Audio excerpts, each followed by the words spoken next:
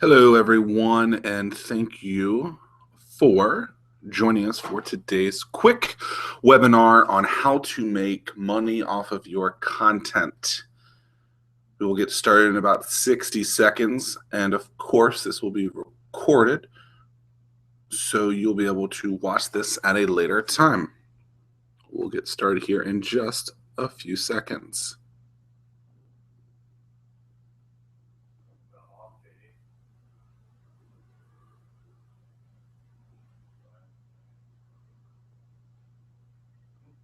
All right, so how to make money off of your content.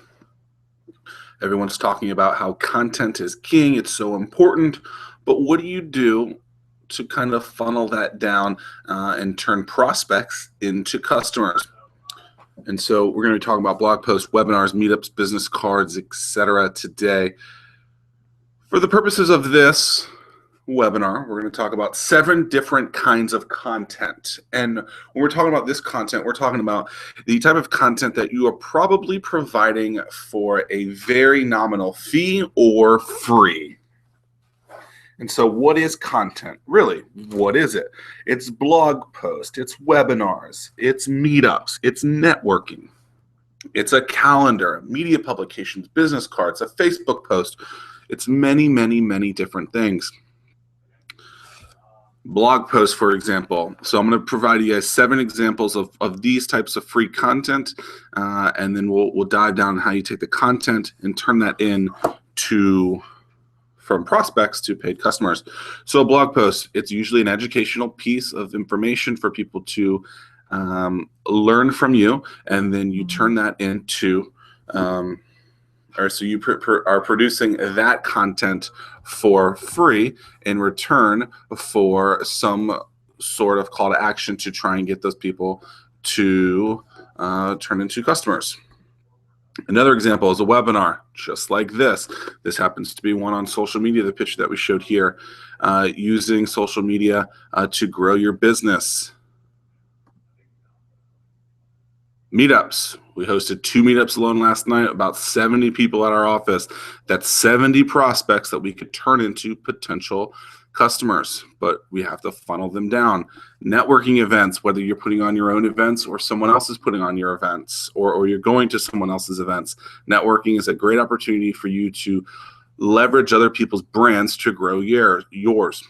Media publications. Here's a great example. We have a local inside business newspaper where you can take and create basically the same content that you would in a digital blog post, but then upload it or send it off to your media publication to have them write about you, or you write a story for them that they then can publish. Now, this can be in a newspaper, it could be online for other blogs, guest blog posts, things like that. Calendars. What's great about the calendars, we have seen this been a huge resource for us, where we basically take all the information that's going on in our town and we provide it to other people free of value. All we ask for them is to collect their email in return so that we can give them the information once a week. The calendar can be a little bit tedious. To be honest, it takes us about 6 to 8 hours a week to put together, but it's a great resource for us to provide to the community, and no one else is doing it. So the calendar is something that not a lot of people do. And then business cards, obviously, we've talked about that a lot. Who is in your kind of already existing network? All right, so how do you turn this into money? The aha moment. Roughly 6 months ago, I had this aha moment. And I can't believe I'm saying this, but yes, process. You hear me talk about a lot, not about process, but process. Yep. You have to set kind of the process of the filters of how things are going to dive down to get you where you want. And yep, really, Zach, I never thought you'd say that. If you know me well, you know that process is something that I despise. But if you want to get somewhere, you have to create a process. So growth involves process. So it could be multiple steps to get to the end result that you want. Think of it as a funnel. So you've seen a funnel before. Maybe at college, we're not talking about that funnel, but we're talking about a sales funnel. And in this case, what we're doing with this funnel is we are providing information that people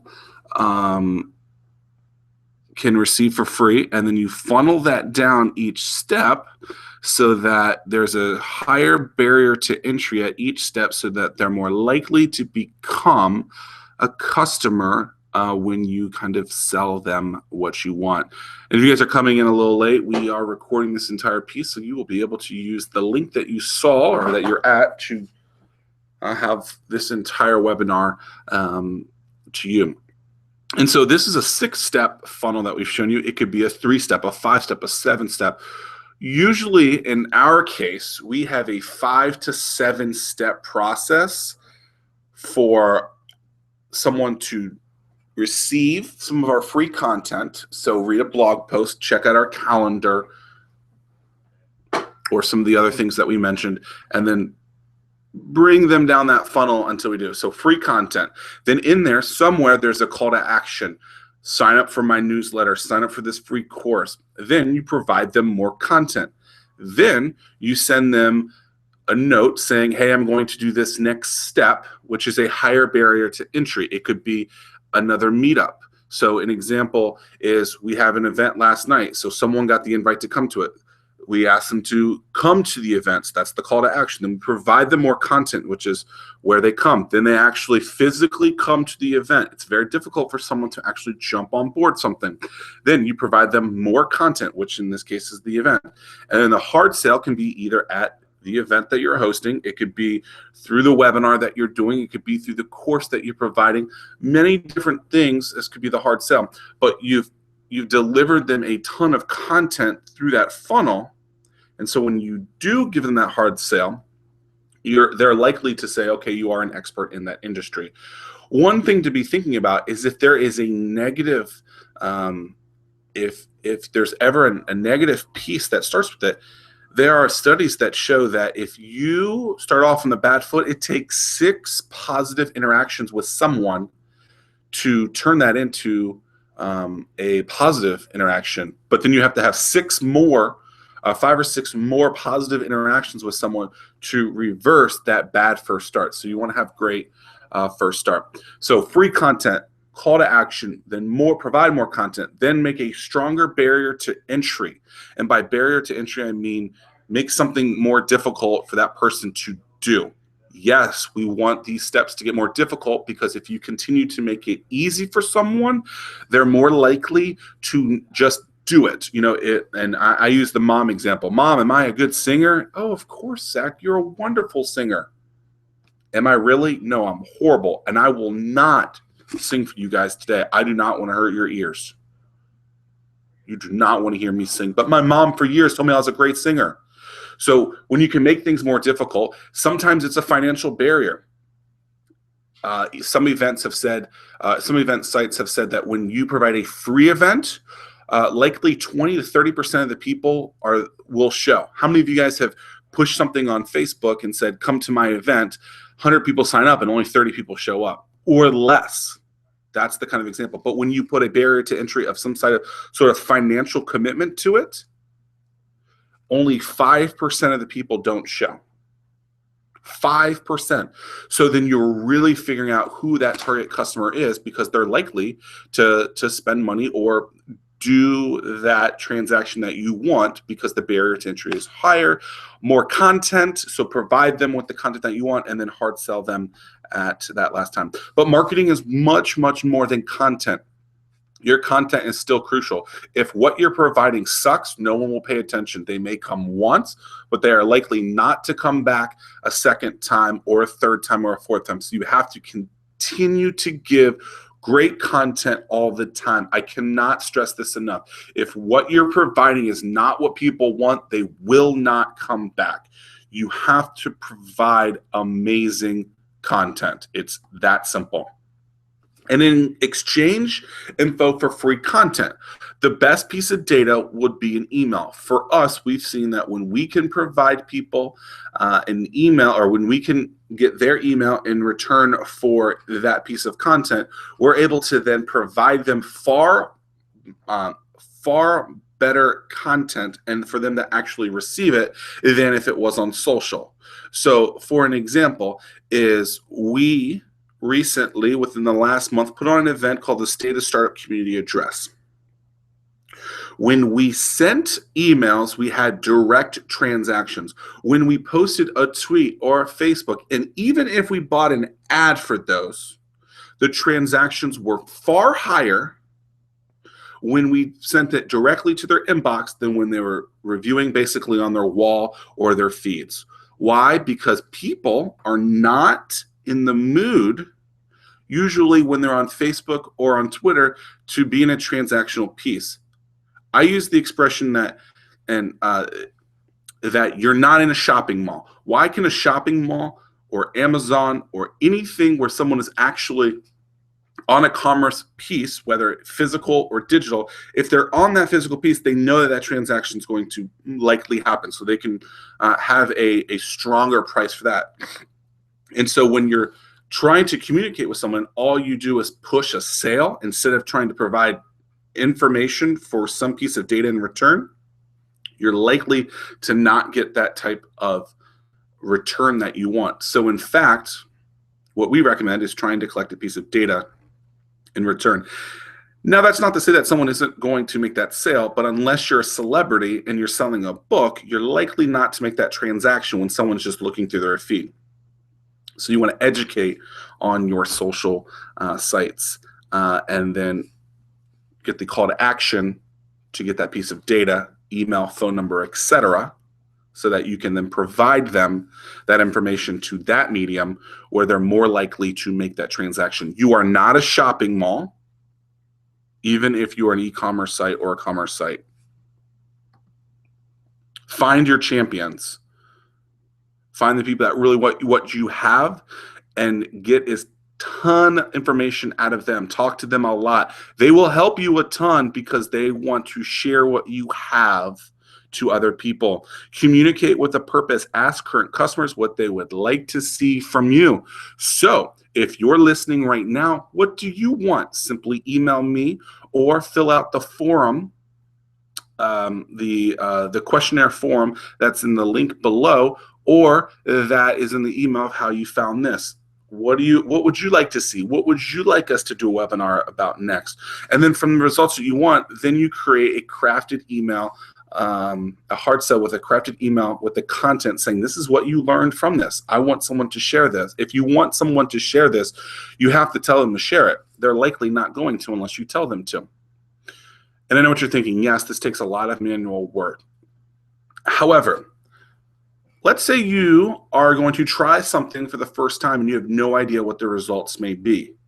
Should you come up and figure that out and try and automate that process to start, or should you do a lot of the manual work to start to figure out what that automation process should be? So I like to use the example of back in July, I decided to run a half marathon. Had never ran a half marathon before. I didn't know what time I should run the race in. Well, instead of deciding a time, I just said my goal is to finish so that I could create a base. And then from the base, you take that, and when you do it a second and third time, a fourth time, a fifth time, I'm not going to do that. I'm not going to run that race again. But if I was, I then have a base saying, okay, if I ran it in 2 hours, my goal is now to run it in 1 hour, 59:59. So you have a baseline.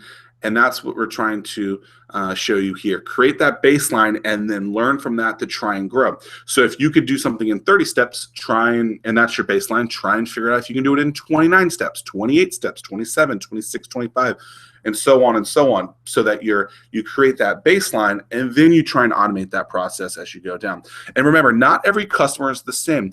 For a lot of the things that we sell, our stuff is typically in the 5 to 7 interaction range. However, there are some people that do it within 1 to 2 steps. There are other people that do it in like 17 to 20 steps, maybe even 30.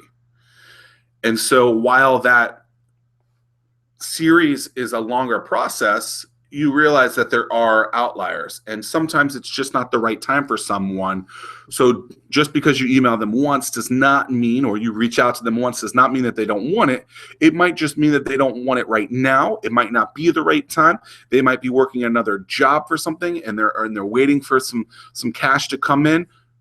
Don't fret on the fact that someone says it's not the right time. That does not mean that they're not your right customer. It just might mean that right now, this second, this minute, this day is not the right time. So to recap, we went over 6 case studies. We got to funnel them down and find the champions. As we said before, if you have questions, there's 2 ways to do this. You can head over to our site /ask-hatch-questions, or you can fill out the form that we provided in the email or in the link below. And there is my contact information if you would like to reach out to me. That's my cell phone. That's my Twitter. And you guys have my email. So that's it. Funnel them down, turn your content in to customers. Thank you for your time today. And we will be doing another one of these shortly. Take care.